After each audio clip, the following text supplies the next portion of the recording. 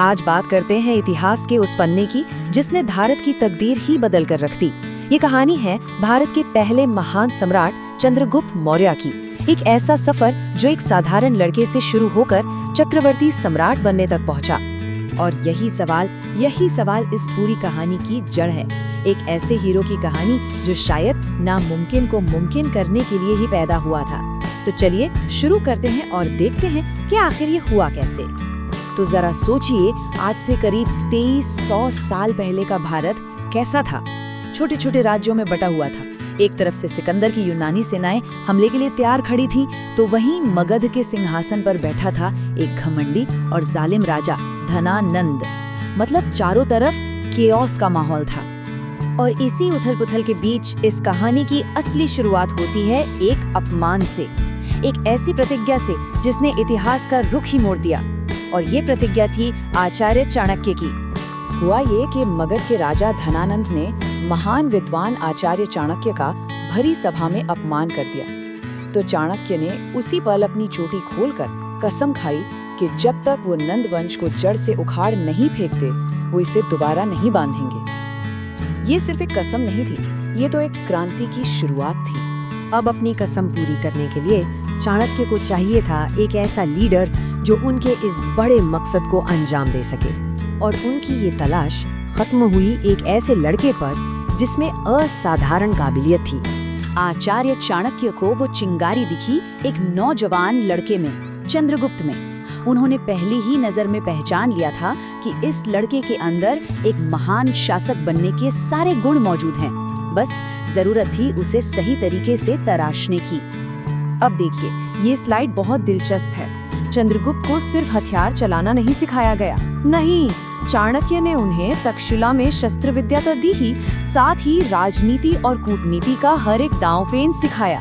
उन्हें एक सिपाही नहीं, एक पूरा रणनीतिकार बनाया जा रहा था। तो शिक्षा पूरी हुई और अब वक्त आ गया था उस प्रतिज्ञा को पूरा करने का। गुरु और शिष्य की ये जोड़ी अब निकल पड़ी मगध के विशाल सिंहासन को जीतने के लिए। लेकिन देखिए, जीत इतनी भी आसान नहीं थी।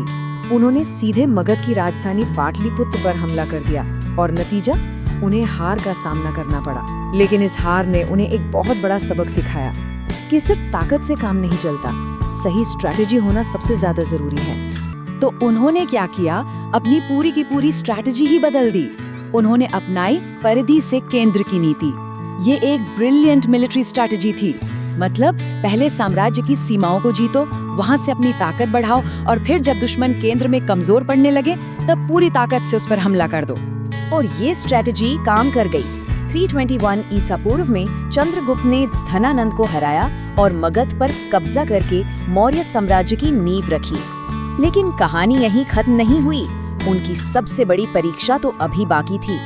305 ईसा पूर्व में अलेक्जेंडर द ग्रेट यानी सिकंदर के सबसे ताकतवर जनरल सेल्यूकस निकेटर्स ने एक बहुत बड़ी सेना के साथ भारत पर हमला कर दिया।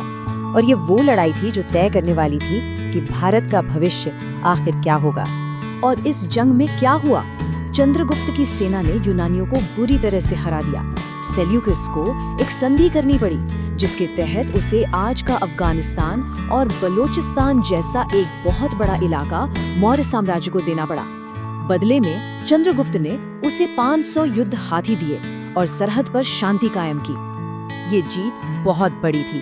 इसने भारत को पहली बार एक ताकत के तौर पर दुनिया के नक्शे पर ला खड़ा किया और यहीं से अखंड भारत का सपना साकार होना शुरू हुआ। मौर्य साम्राज्य के सुनहरे दौर का आगाज हुआ। चलिए अब कहानी के आखिरी हिस्से की तरफ चलते हैं और ये हिस्सा सबसे अनोखा है। एक ऐसा अध्याय जो चंद्रगुप्त की एक योद्धा वाली जिंदगी से बिल्कुल ही अलग है।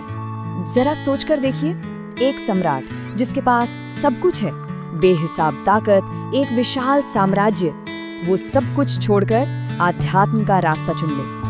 चंद्रगुप्त ने अपने जीवन के आखिरी सालों में ठीक यही किया। उन्होंने जैन धर्म अपना लिया और जैन मुनि भद्रबाहु के साथ दक्षिण भारत की तरफ चल पड़े। वो कर्नाटक के श्रवणबेलगोला पहुंचे, जहां उन्होंने संलेखना की कठिन प्रथा का पालन किया। ये एक जैन परंपरा है जिसमें आध्यात्मिक शुद्धि के लिए अपनी इच्छा से अन्न जल त्याग दिया जाता है। तो ये जो लाइन है, ये चंद्रगुप्त मौर्य की पूरी जिंदगी को बयां कर देती है। एक ऐसा राजा जिसने शुरुआत तलवार से की लेकिन अंत शांति में किया। तो चंद्रगुप्त मौर्य की इस कहानी से हमें क्या सीखने को मिलता है? ये हमें सिखाती है कि सही मार्गदर्शन और पक्के इरादे से कोई भी साधारण इंसान इतिहास रच सकता है। ये सिखाती है कि सही रणनीति हमेशा ब्रूट फोर्स से बड़ी होती है। और आखिर में ये कहानी हमारे सामने एक बहुत गहरा सवाल छोड़कर जाती है। एक लीडर को असल में महान क्या बनाता है? वो ताकत जो उसके पास है या फिर उस ताकत को सही समय पर छोड़ देने की समझ? न्यू पैराडाइम में आपका स्वागत है, जहां हम इनोवेशन और ग्रोथ की बात करते हैं। अभी सब्सक्राइब करें।